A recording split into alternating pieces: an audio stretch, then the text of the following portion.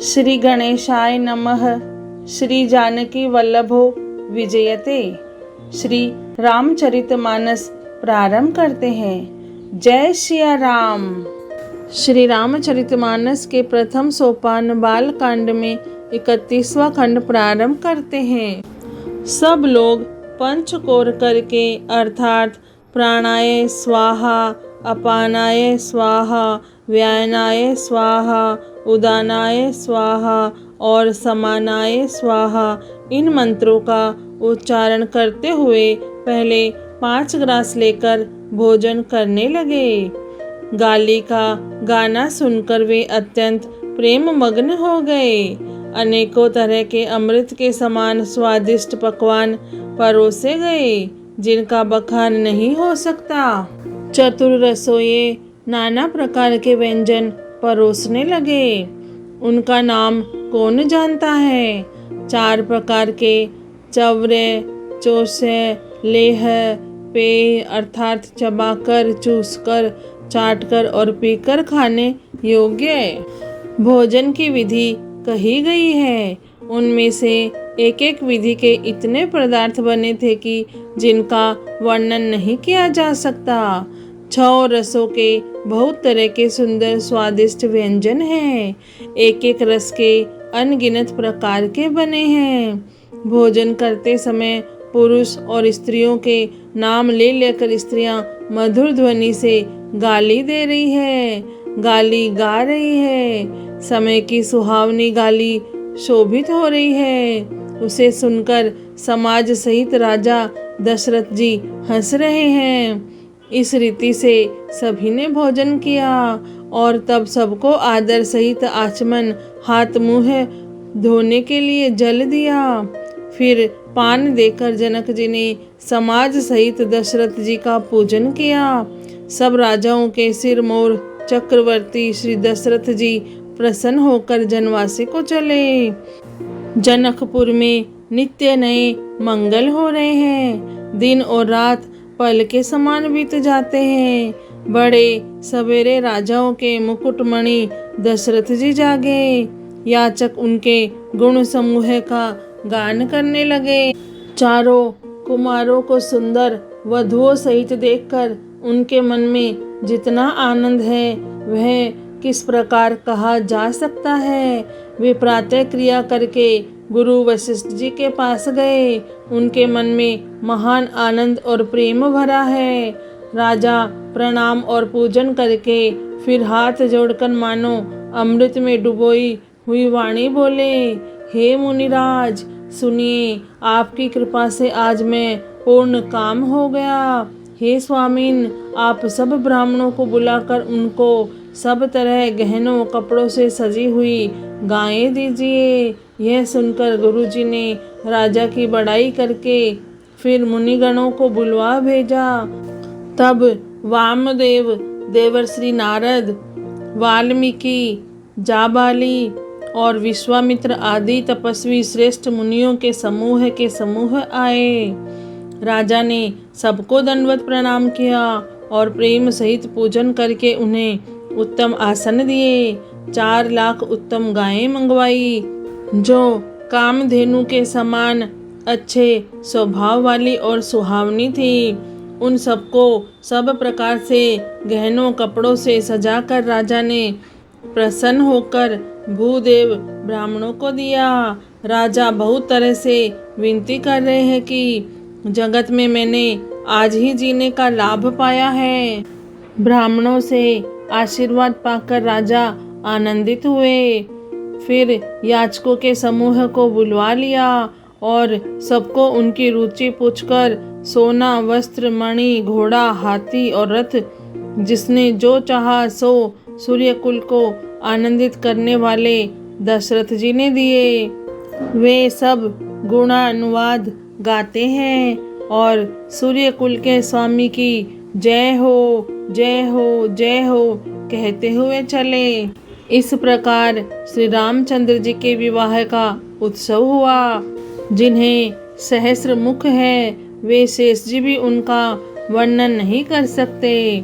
बार बार विश्वामित्र जी के चरणों में सिर नवाकर राजा कहते हैं, हे मुनिराज, यह सब सुख आपके ही कृपा कटाक्ष का प्रसाद है। राजा दशरथ जी जनक जी के स्नेह, शील, करनी और ऐश्वर्य की सब प्रकार से सराहना करते हैं। प्रतिदिन सवेरे उठकर अयोध्या नरेश विदा मांगते हैं, पर जनक जी उन्हें प्रेम से रख लेते हैं। आदर नित्य नया बढ़ता जाता है। प्रतिदिन हजारों प्रकार से मेहमानी होती है। नगर में नित्य नया आनंद और उत्साह रहता है। दशरथ जी का जाना किसी को नहीं सुहाता।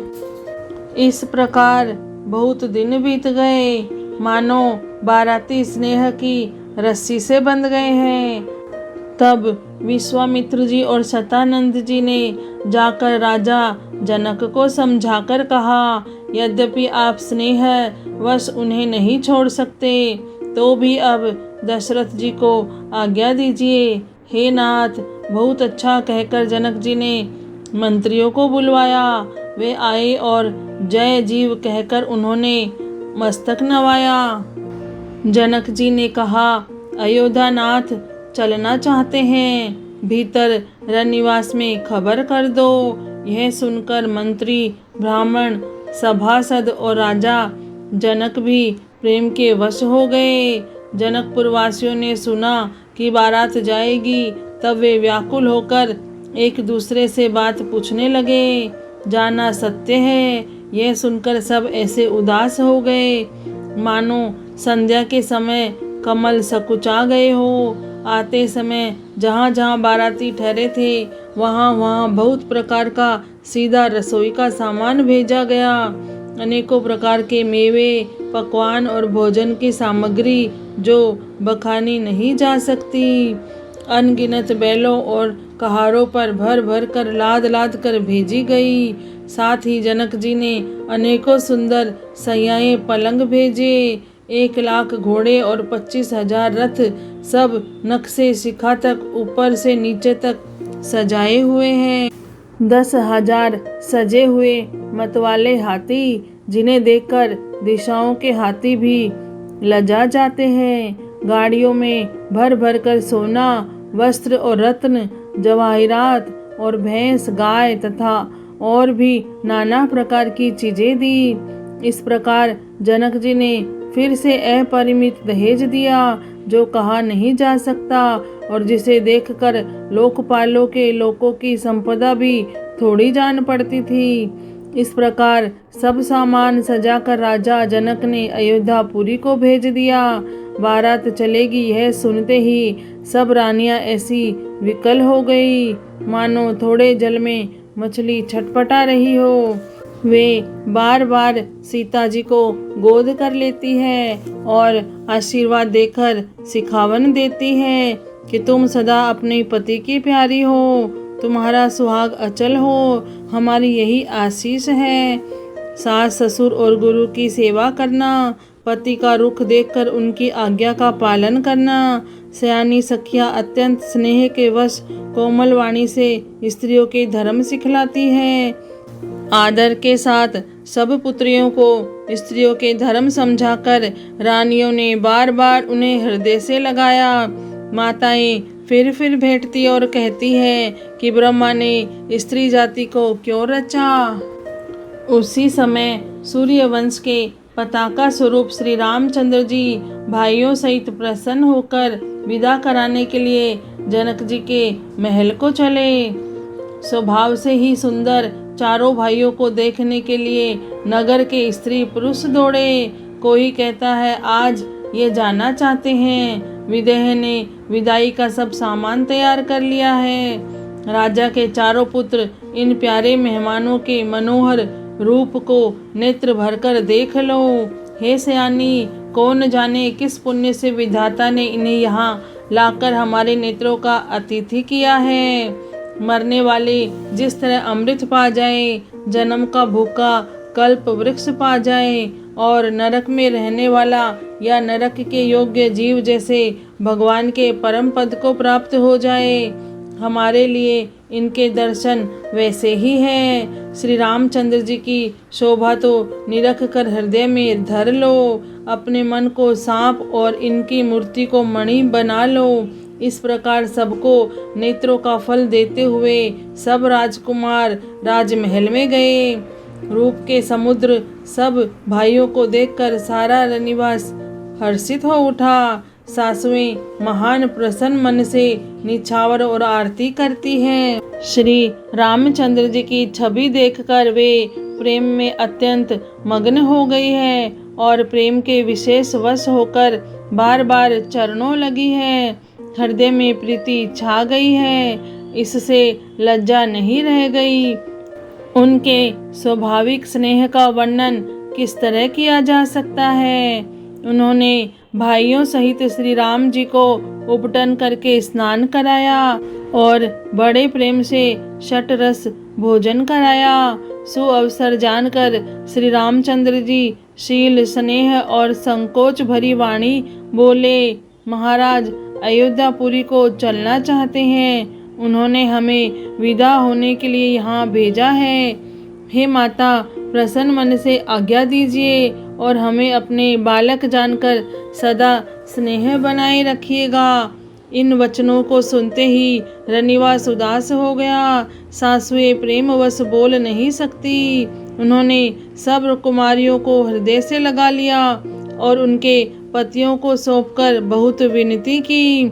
विनती करके उन्होंने सीता जी को श्री रामचंद्र जी को समर्पित किया और हाथ जोड़कर बार बार कहा, हे तात, हे सुजान, मैं बलि जाती हूँ। तुमको सबकी गति हाल मालूम है। परिवार को, पूर्ववासियों को, मुझको और राजा को सीता प्राणों के समान प्रिय है, ऐसा जानिएगा।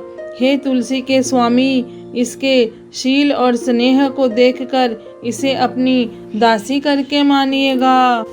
तुम पूर्ण काम हो, सुजान शिरोमणि हो और भाव प्रिय हो। तुम्हें प्रेम प्यारा है। हे राम, तुम भक्तों के गुणों को ग्रहण करने वाले, दोषों को नाश करने वाले और दया के धाम हो। ऐसा कहकर रानी चरणों को पकड़कर चुप रह गई, मानो उनकी वाणी प्रेम रूपी दलदल में समा गई हो। स्नेह से सनी हुई श्रेष्ठ वाणी सुनकर श्री रामचंद्र जी ने सास का बहुत प्रकार से सम्मान किया। तब श्री रामचंद्र जी ने हाथ जोड़कर विदा मांगते हुए बार बार प्रणाम किया। आशीर्वाद पाकर और फिर सिर नवाकर भाइयों सहित श्री रघुनाथ जी चले। श्री राम जी की सुंदर मधुर मूर्ति को हृदय में लगाकर सब रानियां स्नेह से शिथिल हो गई। फिर धीरज धारण करके कुमारियों को बुलाकर माताएं बारंबार उन्हें गले लगाकर भेंटने लगी। पुत्रियों को पहुंचाती है, फिर लौटकर मिलती है। परस्पर में कुछ थोड़ी प्रीति नहीं बढ़ी, अर्थात बहुत प्रीति बढ़ी। बार बार मिलती हुई माताओं को सखियों ने अलग कर दिया, जैसे हाल की ब्याही हुई गाय को कोई उनके बालक बछड़े या बछिया से अलग कर दे। सब स्त्री पुरुष और सखियों सहित सारा रनिवास प्रेम के विशेष वश हो रहा है। ऐसा लगता है मानो जनकपुर में करुणा और विरह ने डेरा डाल दिया है। जानकी जी ने जिन तोता और मैना को पाल पोस कर बड़ा किया था और सोने के पिंजरे में रख कर पढ़ाया था, वे व्याकुल होकर कह रहे हैं, वैदेही कहाँ है। उनके ऐसे वचनों को सुनकर धीरज किसको नहीं त्याग देता, अर्थात सबका धैर्य जाता रहा। जब पक्षी और पशु तक इस तरह विकल हो गए, तब मनुष्यों की दशा कैसे कही जा सकती है। तब भाई सहित जनक जी वहां आए। प्रेम से उमड़कर उनके नेत्रों में प्रेमाश्रुओं का जल भर आया। वे परम वैराग्यवान कहलाते थे, पर सीता जी को देखकर उनका भी धीरज भाग गया। राजा ने जनक जी को हृदय से लगा लिया। प्रेम के प्रभाव से ज्ञान की महान मर्यादा मिट गई, ज्ञान का बांध टूट गया। सब बुद्धिमान मंत्री उन्हें समझाते हैं, तब राजा ने विषाद करने का समय न जानकर विचार किया। बारंबार पुत्रियों को हृदय से लगाकर सुंदर सजी हुई पालकियां मंगवाई। सारा परिवार प्रेम में विवश है। राजा ने सुंदर मुहूर्त जानकर सिद्धि सहित गणेश जी का स्मरण करके कन्याओं को पालकियों पर चढ़ाया। राजा ने पुत्रियों को बहुत प्रकार से समझाया और उन्हें स्त्रियों का धर्म और कुल की रीति सिखाई। बहुत से दासी दास दिए जो सीता जी के प्रिय और विश्वास पात्र सेवक थे। सीता जी के चलते समय जनकपुरवासी व्याकुल हो गए। मंगल की राशि शुभ शकुन हो रहे हैं। ब्राह्मण और मंत्रियों के समाज सहित राजा जनक जी उन्हें पहुंचाने के लिए साथ चले। समय देखकर बाजे बजने लगे। बारातियों ने रथ, हाथी और घोड़े सजाए। दशरथ जी ने सब ब्राह्मणों को बुला लिया और उन्हें दान और सम्मान से परिपूर्ण कर दिया। उनके चरण कमलों की धूलि सिर पर धरकर और आशीष पाकर राजा आनंदित हुए और गणेश जी का स्मरण करके उन्होंने प्रस्थान किया। मंगलों के मूल अनेकों शकुन हुए। देवता हर्षित होकर फूल बरसा रहे हैं और अप्सराएं गान कर रही है। अवधपति दशरथ जी नगाड़े बजाकर आनंद पूर्वक अयोध्यापुरी को चले। राजा दशरथ जी ने विनती करके प्रतिष्ठित जनों को लौटाया और आदर के साथ सब मंगनों को बुलवाया। उनको गहने, कपड़े, हाथी, घोड़े दिए और प्रेम से पुष्ट करके सबको संपन्न अर्थात बल युक्त कर दिया।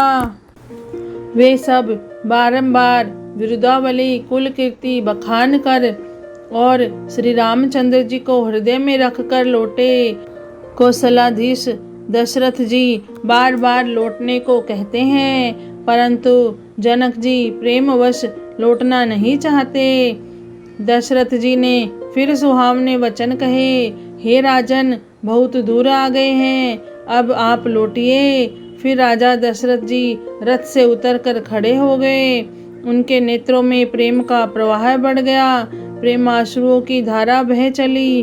तब जनक जी हाथ जोड़कर मानो स्नेह रूपी अमृत में डुबोकर वचन बोले, मैं किस तरह बनाकर किन शब्दों में विनती करूं।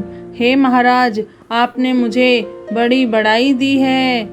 अयोध्यानाथ दशरथ जी ने अपने स्वजन समधी का सब प्रकार से सम्मान किया। उनके आपस में मिलने में अत्यंत विनय थी और इतनी प्रीति थी जो हृदय में समाती न थी। जनक जी ने मुनि मंडली को सिर नवाया और सभी से आशीर्वाद पाया। फिर आदर के साथ वे रूपशील और गुणों के निधान सब भाइयों से, अपने दामादों से मिले और सुंदर कमल के समान हाथों को जोड़कर ऐसे वचन बोले जो मानो प्रेम से ही जन्मे हो। हे राम जी, मैं किस प्रकार आपकी प्रशंसा करूं। आप मुनियों और महादेव जी के मन रूपी मान सरोवर के हंस हैं। योगी लोग जिनके लिए क्रोध, मोह, ममता और मद को त्याग कर योग साधन करते हैं, जो सर्वव्यापक ब्रह्म, अव्यक्त, अविनाशी, चिदानंद, निर्गुण और गुणों की राशि है, जिनको मन सहित वाणी नहीं जानती और सब जिनका अनुमान ही करते हैं, कोई तर्कना नहीं कर सकते, जिनकी महिमा को वेद नेति कहकर वर्णन करता है और जो सच्चिदानंद तीनों कालों में एक रस सर्वदा और सर्वथा निर्विकार रहते हैं, वे ही समस्त सुखों के मूल आप मेरे नेत्रों के विषय हुए। ईश्वर के अनुकूल होने पर जगत में जीव को सब लाभ ही लाभ है। आपने मुझे सभी प्रकार से बड़ाई दी है और अपना जन जानकर अपना लिया। यदि 10,000 सरस्वती और शेष हो और करोड़ों कल्पों तक गणना करते रहें तो भी हे रघुनाथ जी सुनिए, मेरे सौभाग्य और आपके गुणों की कथा कहकर समाप्त नहीं की जा सकती। मैं जो कुछ कह रहा हूँ वह अपने इस एक ही बल पर कि आप अत्यंत थोड़े प्रेम से प्रसन्न हो जाते हैं। मैं बार बार हाथ जोड़कर यह मांगता हूँ कि मेरा मन भूलकर भी आपके चरणों को न छोड़े। जनक जी के श्रेष्ठ वचनों को सुनकर जो मानो प्रेम से पुष्ट किए हुए थे, पूर्ण काम श्री रामचंद्र जी संतुष्ट हुए। उन्होंने सुंदर विनती करके पिता दशरथ जी, गुरु विश्वामित्र जी और कुल गुरु वशिष्ठ जी के समान जानकर ससुर जनक जी का सम्मान किया। फिर जनक जी ने भरत जी से विनती की और प्रेम के साथ मिलकर फिर उन्हें आशीर्वाद दिया। श्री रामचरितमानस के प्रथम सोपान बालकांड में 31वां खंड पूर्ण हुआ। जय श्री राम, जय सिया राम।